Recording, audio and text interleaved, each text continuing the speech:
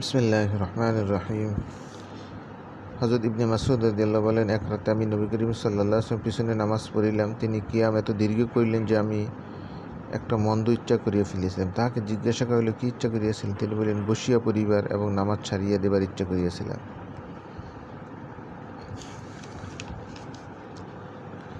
হযরত আনাস রাদিয়াল্লাহু হতে বর্ণিত, রাসূলুল্লাহ সাল্লাল্লাহু আলাইহি ওয়াসাল্লাম বলিয়াছেন, মুর্দারের পিছনে পিছনে তিনটি জিনিস যায়: পরিবার পরিজন, ধন সম্পদ ও আমল। তন্মধ্যে দুইটি ফেরত আসে আর একটি সঙ্গে থাকিয়া যায়। পরিবার পরিজন ও ধন সম্পদ ফেরত আসে আর আমল সঙ্গে থাকিয়া যায়। বুখারী মুসলিম শরীফ। হযরত আব্দুল্লাহ ইবনে মাসউদ রাদিয়াল্লাহু তাআলা বর্ণিত, নবী করিম সাল্লাল্লাহু আলাইহি ওয়াসাল্লাম বলিয়াছেন, জান্নাত তোমাদের জুতার ফিতার চাইতে তোমাদের বেশি নিকটবর্তী, জাহান্নাম অনুরূপ নিকটবর্তী। বুখারী শরীফ।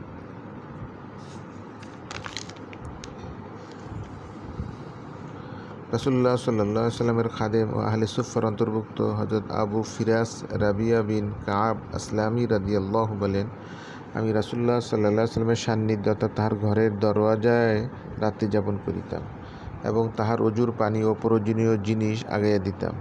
একবার তিনি আমাকে বললেন, আমার নিকট কিছু প্রার্থনা কর। আমি বললাম, আমি জান্নাতে আপনার সাথিত্ব প্রার্থনা করিতেছি। তিনি বললেন, অন্য কিছু? আমি বললাম, ইহাই আমার প্রার্থনা, অন্য কিছু নয়।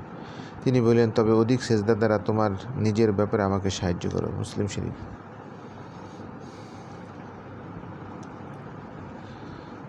রাসূলুল্লাহ সাল্লাল্লাহু আলাইহি ওয়াসাল্লামের আজাদকৃত গোলাম হযরত সাওবান রাদিয়াল্লাহু বলেন, আমি রাসূলুল্লাহ সাল্লাল্লাহু আলাইহি ওয়াসাল্লামকে বলিতে শুনিয়াছি, তুমি অধিক সেজদা করো, কেননা যখনই তুমি আল্লাহর জন্য কোনো সেজদা করিবে, তখনই উহার বিনিময়ে আল্লাহ তোমার একটি দরজা বুলন্দ করিবেন এবং একটি গুনাহ মাফ করিবেন।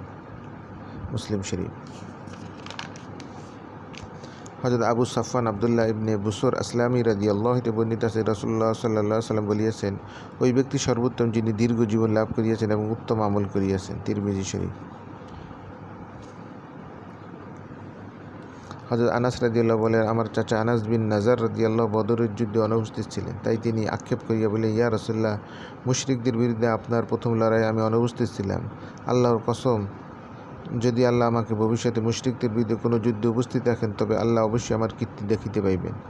উহুদের যুদ্ধে মুসলমানগণ যখন অরক্ষিত হইয়া পড়িলেন এবং ছত্রভঙ্গ হইয়া পলায়ন করিতে লাগিলেন, তখন হযরত আনাস বিন নাজার রাদিয়াল্লাহু বলেন, হে আল্লাহ, আমার এই সাথীরা যাহা করিয়াছে সেই ব্যাপারে আমি তোমার নিকট ক্ষমা প্রার্থনা করিতেছি, আর এই মুশরিকরা যাহা করিয়াছে সেই ব্যাপারে আমি তোমার নিকট আমার সম্পর্কহীনতা প্রকাশ করিতেছি। অথবা তিনি লড়াই করিবার জন্য অগ্রসর হইলেন এবং সাদ বিন মুআজ রাদিয়াল্লাহুকে দেখিতে পাইলেন। বলিলেন, হে সাদ, কাবার রবের কসম, জান্নাতি আমার কাম্য, উহুদের